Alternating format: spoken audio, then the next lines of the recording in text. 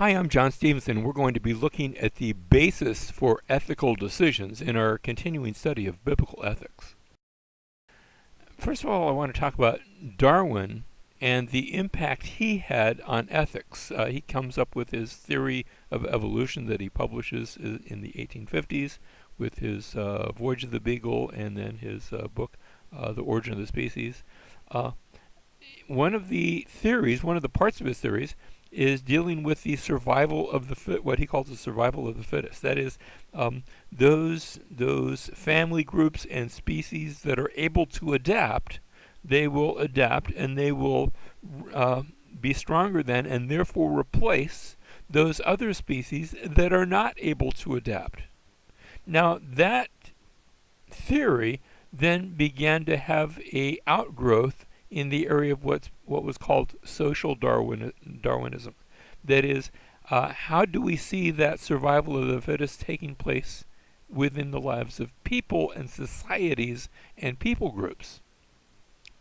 That led to the growth, for example, of imperialism, of folks saying, well, gee, if we have a big country and it is advanced, it is socially and evolutionary, that it has evolved and they have achieved a higher order, then it is both their right and maybe even their duty to go and lord it over those smaller countries, because after all, those smaller countries, they're not as strong, they're not the fittest, and so it's okay that they don't survive. Now here's a cartoon. This is back in the, I think it dates to the early 1900s. Notice Uncle Sam, representing the United States, is sort of lording it over some of America's imperial possessions. You see the Philippines and Hawaii, wasn't a state yet, Puerto Rico and Cuba sitting on the front row and being schooled by Uncle Sam. Now you've got the other folks in the back of the classroom. They're upstanding and they're okay. And notice the difference in color, the color of the people. Over by the door, you have an Indian. Don't know if you can make it out. Looks like he's holding his book upside down. Can't really read. Very racist in its overtone, and that's the point of the cartoon. Notice there in the upper left, there's a young black. Can't call him a student. He's not allowed to come to school. He's just there cleaning the windows. And out the door, there's you can barely see him. He's Chinese. He's not even in the school, and they haven't enjoyed the benefits of America's imperialism, and that's the point that the cartoon is making. Now, another place where this was seen, therefore, was racism, and it was stated by some that there are superior races and there are inferior races. They weren't talking about the human race. They were subdividing the human race into various categories. And you eventually see this in Adolf Hitler, who speaks of the Aryan race and how he wants to supplant and do away with those races that he considered to be inferior.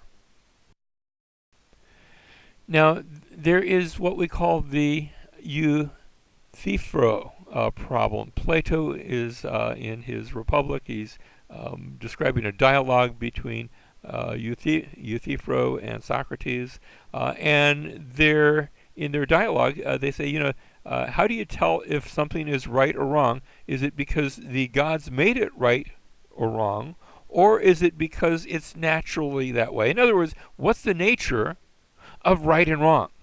Is it because the gods said so, and did they just arbitrarily make it up? Or are they just saying what already is, and if they are, what made right and wrong right and wrong? What's the nature of good and evil? What's the nature of right and wrong? Now, the Bible presents this back in Genesis chapter 2, where God commands the man. He's just created Adam and the woman. And he says, actually, the woman isn't even created yet in chapter 2, verse 16. And he says to the man, from any tree of the garden you may eat freely, but from the tree of knowledge of good and evil you shall not eat, for the day that you eat from it you shall surely die. Was it something about the tree? After all, God is making everything. So in contrast to that principle where the God's acting independently. Well, God is the one who created everything. And yet, was there something about the tree that was wrong, or was it because he had given a commandment? Was it right or wrong because God made it that way, or was it right or wrong because that's the way it was in itself? And not just with regard to eating of that tree, but when we get to the law. Is the law, for example, the Ten Commandments, are the Ten Commandments right and wrong because that's just the way things are, or just because God arbitrarily said so, or is there a third? Is it because right reflects the character of God, while wrong is the absence of that quality? You see, when we look at the Ten Commandments, that's what we're going to go to next. When we look at the Ten Commandments, we see that they're actually in two categories. We talk about this in our class on the Pentateuch and also Old Testament Survey. There are the first four commandments that are directed toward God. For example, God says you're to have no other gods, that you should not make graven images, no idols, that God's name is to be holy, and that that one day out of 7 is to be set apart for him, the Sabbath day. Remember the Sabbath to keep it holy. And those first four commandments all relate to God. Now, is it wrong to have other gods for any other reason than just that God said so? Now, that's enough of a reason, but is there something intrinsically wrong? And I would say yes, because that's the way God is. God is the only God who is worthy of worship. That's just the nature of who he is. And therefore, it's wrong to worship other gods, because you're worshiping something less than him. It's wrong to make an idol of him, because you can't make an idol of him. He's an invisible God. You can't make an image of God better than the image he has already made. What image has he made? Well, he made you and me. He made man in his image and after his likeness. And so you can't improve on that. His name is to be holy because that, again, it's the only name that's set apart and worthy of him. The Sabbath, because it remembers what God has accomplished both in creation but also in redemption. Now, the other commandments, the rest of the commandments, are directed toward each other. The first is a commandment regarding authority, respect for parents, the parental authority, although I would suggest that that has ramifications for kings and governors and all that are in authority. But a respect for authority, and the original authority is the authority of parents.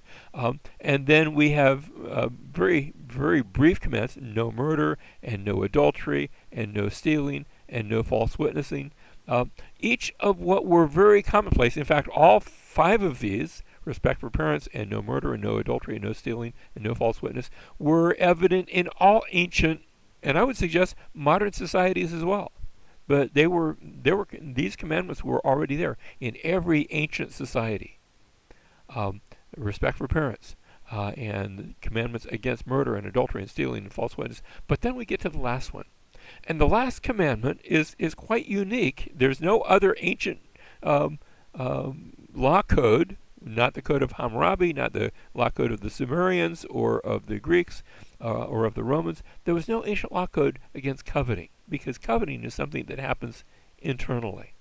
And that speaks a bit to what these commandments are really about.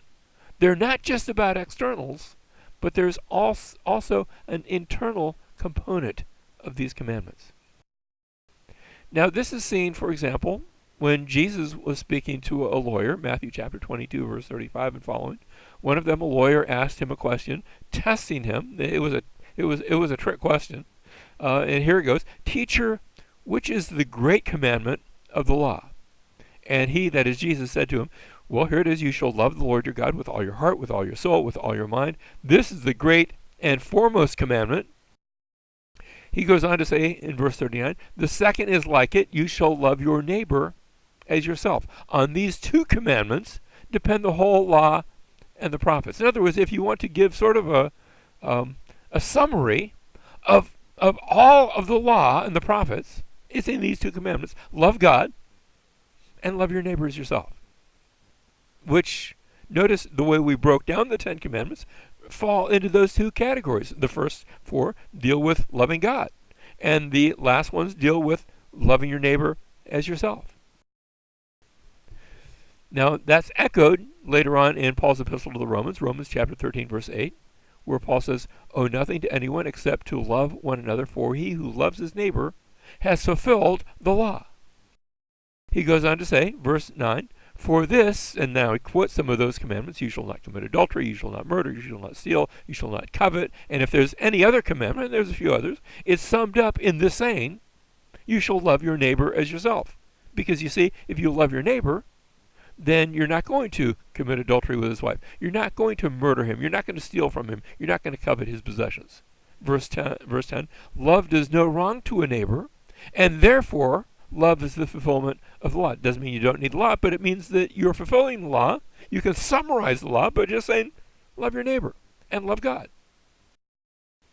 So that means when we look at the 10 commandments, that there is behind those commandments a bigger commandment.